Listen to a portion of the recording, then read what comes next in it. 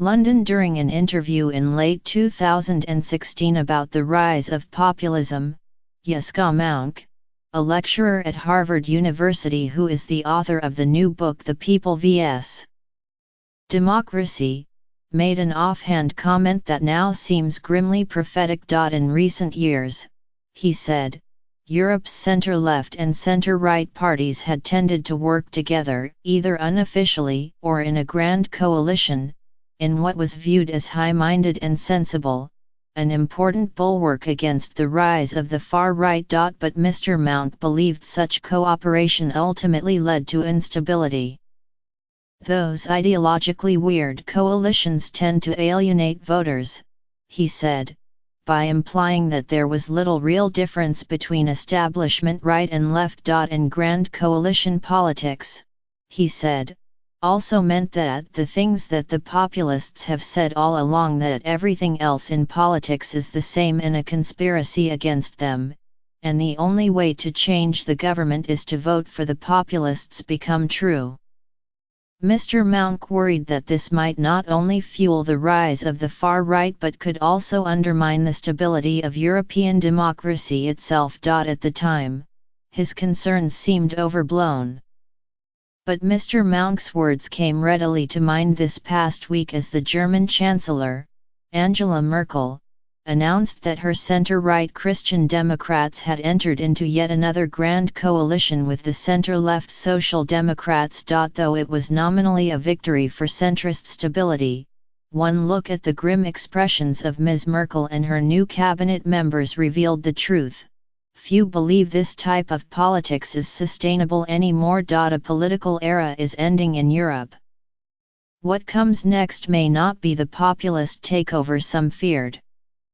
Rather, it will be a subtler, if no less consequential, form of political hollowing out, with serious consequences for democracy. In the 2017 election in Germany that set off coalition negotiations, the Christian Democrats and the Social Democrats suffered their worst losses ever in the post-war era, losing more than 100 seats in the Bundestag, the German federal legislature. This has been the story across Europe, as establishment parties plummet in popularity. Most analysts attributed the German mainstream party's losses to voters' anger at the years of grand coalition government, which many said had rendered the parties distant and indistinguishable. And so this new coalition, offering more of the same, seems like a rejection of the public will. It is just the latest sign that Europe may be entering an ominous new political phase. Agreements between the center-left and center-right have long been seen as a fundamental building block of European stability. But now, as such agreements falter, the popularity of mainstream parties is falling fast, with the center-left's support collapsing particularly quickly. In the Netherlands, the far-right Freedom Party's 2017 election gains grabbed headlines, but mainstream party losses were even bigger. The Dutch Labour Party, which had been the junior partner in a coalition government before the election, was nearly wiped out, losing 29 of its 38 seats. Its erstwhile coalition partner, the centre-right People's Party, lost 8 seats. In France, none of the traditional political parties made it past the first round of the presidential election. In legislative elections that followed a few months later, results for the mainstream parties were even worse. The Socialists, long the largest party of the French centre-left, won only 30 seats as President Emmanuel Macron's brand new party, En Marche, swept to victory. Piero Ignazzi, a professor of political science at the University of Bologna in Italy, says he believes that as centrist parties have collaborated more closely, voters have come to see them as representing their own elite interests, not those of ordinary citizens. People don't feel represented any longer by the parties, Mr. Ignazzi said. And that sentiment is particularly strong among working class and low-income people.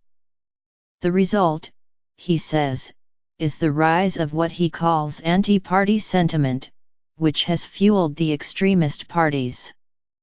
A vote for the far right is a sort of vengeance for being betrayed, he said. As voters turn toward anti-establishment parties, polarizing away from the center, that makes it more difficult for parties to cooperate and govern, weakening the system further.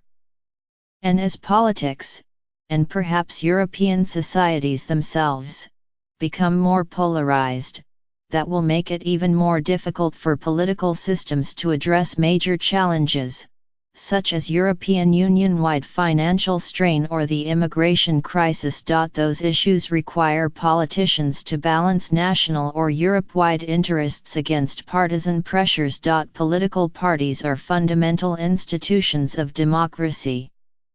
And as mainstream parties decline, and politics fractures among newer and smaller parties, those institutions become weaker. If Europe's most important parties crumble or become unstable, to be replaced by new parties that lack institutional memory and resources, that leaves the system as a whole less stable, regardless of what kind of politics its leaders embrace. And even parties that have managed to remain popular with voters are still at risk of being divided or hollowed out by anti-establishment sentiment. In the United Kingdom, the Conservative Party leadership agreed to the 2016 Brexit referendum in order to stave off defections from the right wing of its base. The results were catastrophically destabilizing.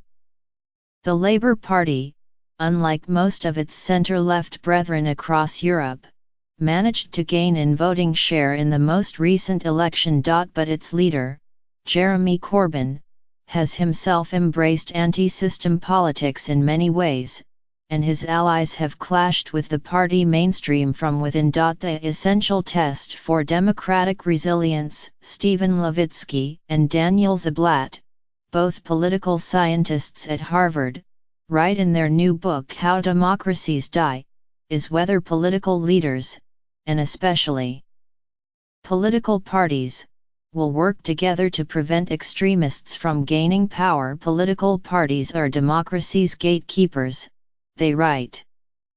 Although mass responses to extremist appeals matter, what matters more is whether political elites, and especially parties, serve as filters.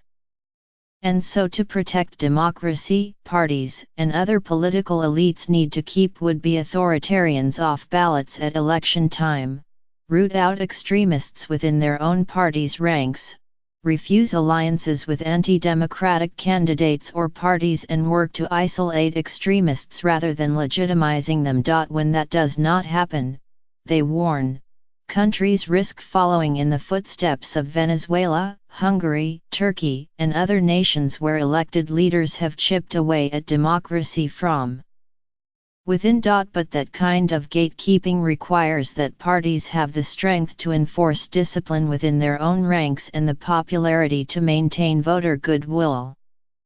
And as Europe's mainstream parties crumble, their gatekeeping capacity has, too. Worrying about the stability of some of the world's oldest and wealthiest democracies can seem like paranoia. But in an article in Foreign Affairs, Andrea Kendall-Taylor, a senior associate at the Center for Strategic and International Studies, and Erica Frantz, a professor at Michigan State University, warn that citizens in Europe should hesitate before assuming that they are invulnerable to a populist-driven backslide. Europe, they write, is experiencing many of the factors that have led other established democracies to erode: rising populism, social polarization, weakening institutions, economic insecurity, and public distrust of government.